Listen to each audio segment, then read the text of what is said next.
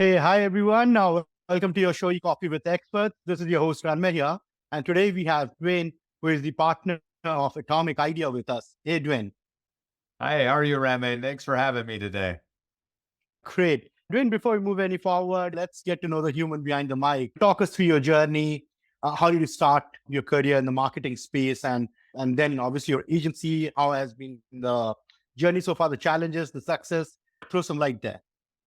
So, really, for me, it goes back to college, right? Coming into college, I thought I was going to be a lawyer, was going to pursue Okay. corporate law, very analytical, love to communicate, love to talk and pitch. And that all changed. Really, after my first year, I saw that I had a balance between this analytical side and this creative side. I had always done a lot of art as well and photography in high school. So I started to pursue a path really in marketing. Through college, I came out with a dual major really from the university. So I had mass communications as well as studio art with a focus in photography. And after talking to a lot of mentors, I decided marketing would really be the path that would, make me feel fulfilled. And so that's what I pursued. I went into corporate marketing right out of school, worked for a really large company, TCI. It was the largest cable TV company at the time. And it was Mhm. great because we had a small team. I got to do a lot of different things, wear hats, different hats. We worked on a lot of big campaigns, 3, 4, $5 million campaigns with a big ad agency in Denver. So that was great. And then from there, I jumped over to Showtime Networks, the channel. And as a national account manager, was continuing to work on marketing and campaigns, a lot of analysis, a lot of creative. It was just great. But then things changed unexpectedly, a lot of consolidation in the market, and I was offered a different position, which I didn't really want. So I took a severance package. And at that point is when I landed on the agency side. And when I went there, Mhm. I really thought, Ranmay, that I would spend 2, 3 years on the agency side and then I'd jump back to corporate and I'd be this well rounded corporate marketing guy.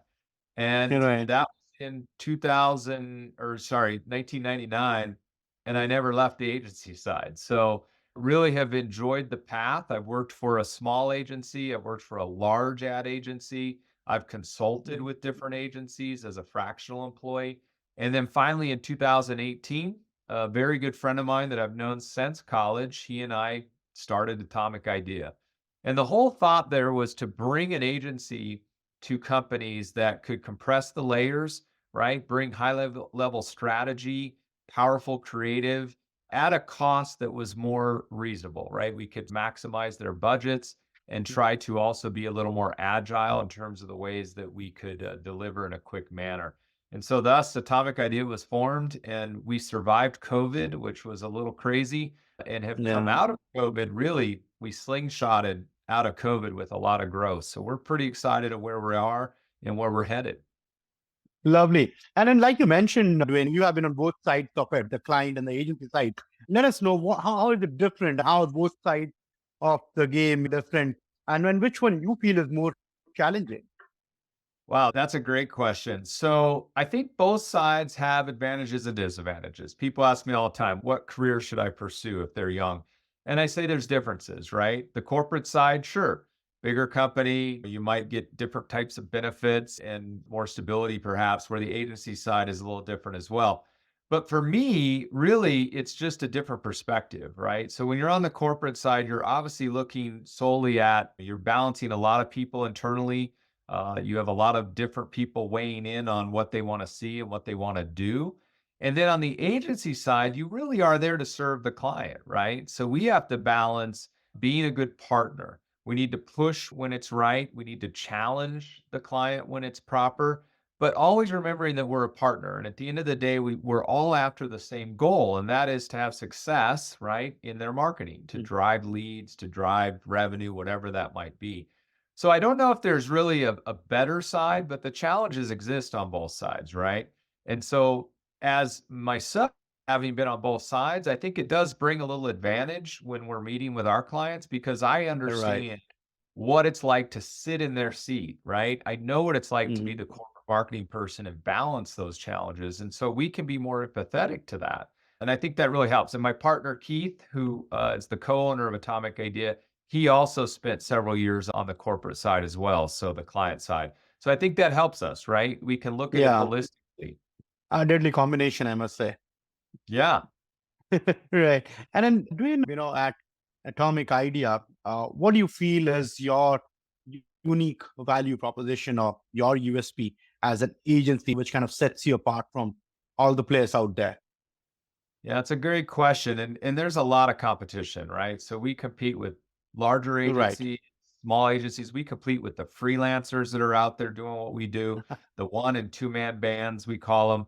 So at the end of the day, what we try to do is differentiate in a couple ways. One is, again, being brand first. So whether we work on the brand or we inherit the brand, we do want to honor it, right? So anything we do, we use that as a litmus test.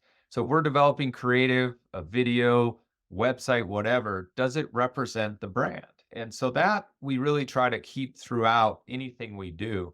And the second thing is customer service. And I know everyone says that, but we truly do value that.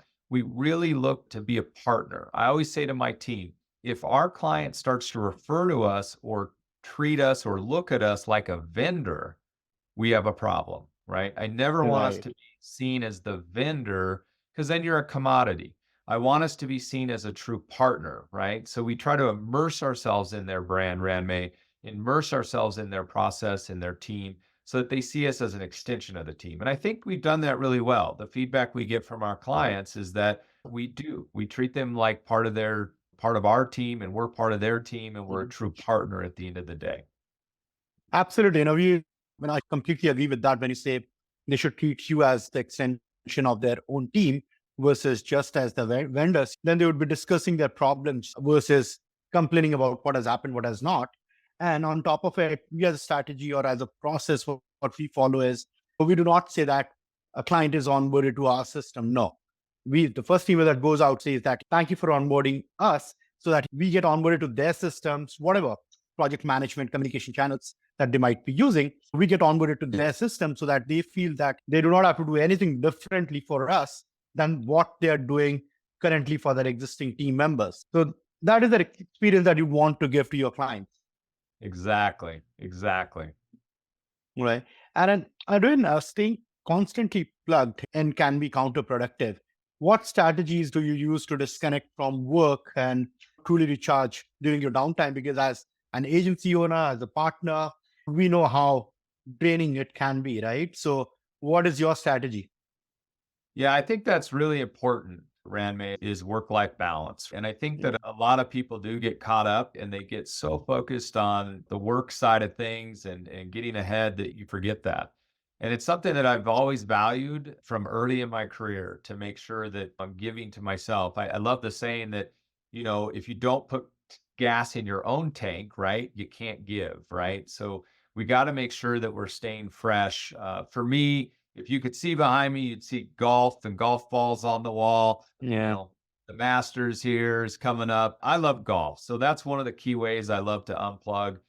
I like to get out there and just enjoy a round of golf. I can separate. It's a nice walk. It's a nice challenge. And I have some other things too. I still enjoy photography and doing that, travel as well. But for our teams, I do really stress that work life balance is important. I actually just posted something on LinkedIn about a week or so ago about this, that talking about the need for work life balance and that you have to do that, making sure that you stay healthy, as it were, so that you can give back to your team. So it is important. lovely. I really can relate to that when you say it. The process which is there has to flow down to the team to ensure that the productivity is not hit. And Yeah. that is and that is a culture that you would want to get into the systems of your agency or as a business. And I have to take the lead, right? As one of the Yeah. owners of the agency, if my team sees me always working nonstop, no balance, then they're going to feel the Right. pressure to do the same. So if we can lead by example and show that work-life balance is important, then the team Mm. gets that too. And we just took the whole team last week. We took an afternoon off and we took the whole Lovely. team. We went axe throwing. I don't know if you've ever done that, but it's a lot of fun. We went axe throwing and then we went to lunch, and no one was under pressure to be looking at their emails, making sure the work was getting done. We just took a few hours to Mhm. reset and enjoy some downtime. Oh, that is lovely. Great.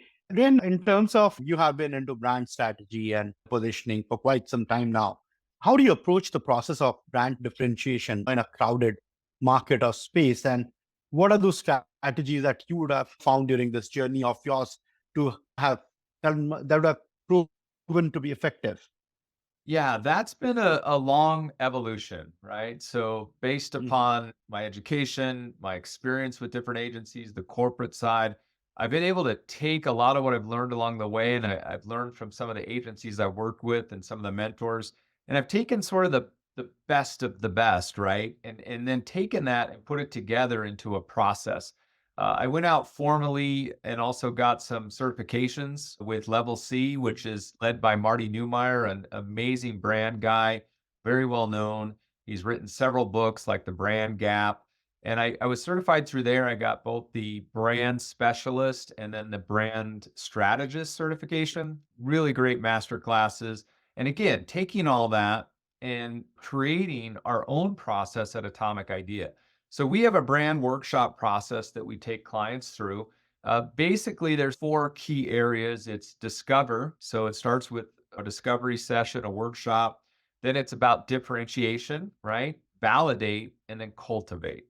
And so what we try to do is come in and lead them through that process, which I always say we let the process evolve too. Every client is different, right? We're really searching for the Yeah. DNA of the brand. It's our job to pull it out, refine it, polish it, and then deliver it back. And so we have some guides, some guidelines, right, in the process, but each process is a little different as it evolves. But it all starts with alignment. One of the very first things we do in the brand workshop is align on what is a brand, because a lot of clients have different views on that. And we want to make sure that we're aligned on what a brand is. And that helps us to then build a brand. Very important. So that's how we do it. The process has worked. We've refined it a little bit over the last couple of years, but it's one that we find is very productive and efficient. We just led a new client, Simple Sub Water. I think you mentioned them earlier. Yeah. Just led them through a brand workshop last week, and we're going to present that brand strategy and summary this week to them. Lovely. That is great. And then you're talking about branding or as a brand strategy.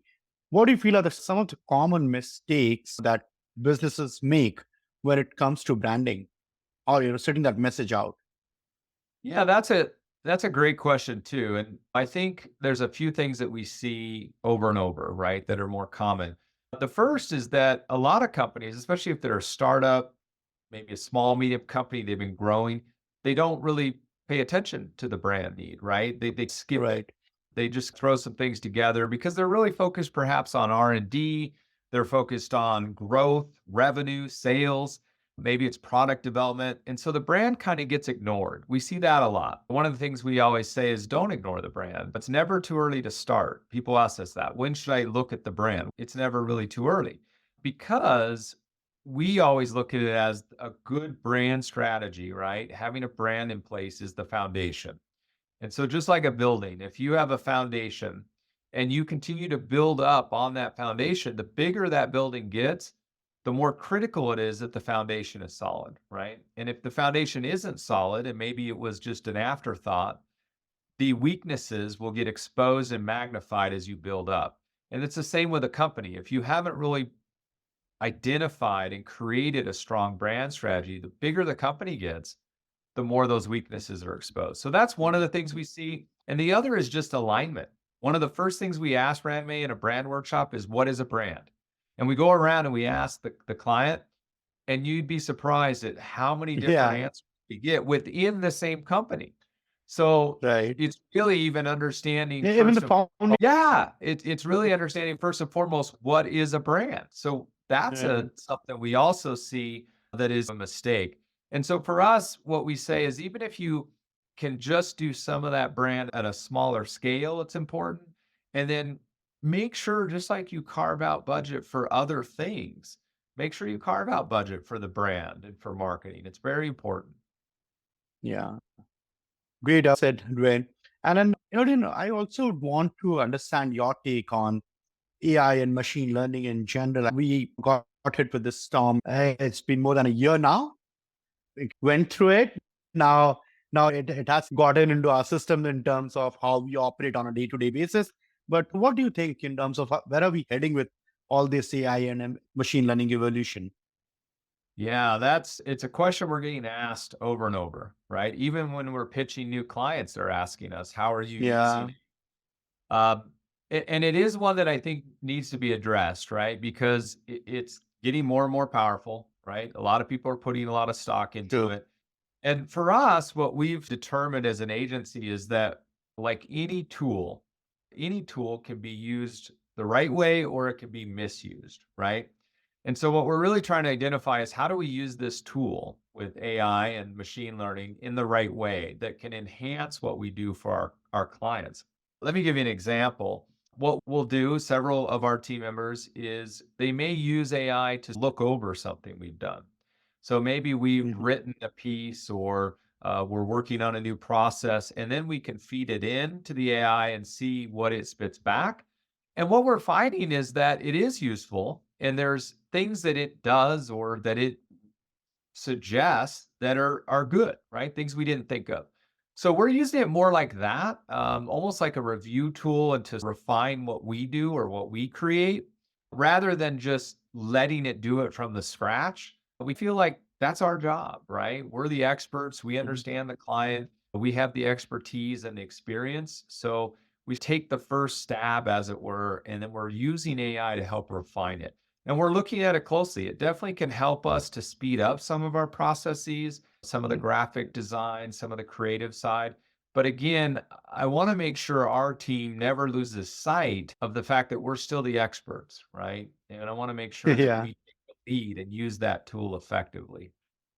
I just loved it when you said that your team should not forget the fact that you guys are the experts, right? And end of the day, it is being made by humans, right? You have to know how to use the tool effectively, and we've seen it. Very true. We can usually identify a piece of collateral or something that was purely done by AI. You can see the patterns or the way the Absolutely. language is used. Again, I think if we use that tool the right way and properly and continue to watch how it evolves, it's a great tool. Lovely. Great, Edwin. Thank you so much for taking our time to do this with us. And I'm sure our audiences would have loved the insights which you shared. But yes, if they want to reach out to you, how do they do that?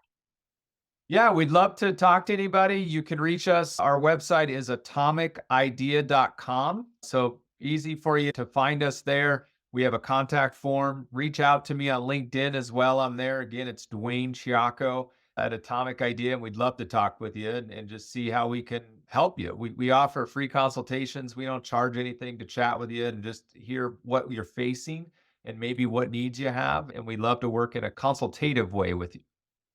Lovely, Dwayne. Thank you so much once again. Yeah, I really appreciate it. I really enjoyed being on. Thanks for having me, and I hope you have a great week. You too. Cheers, man. Take care.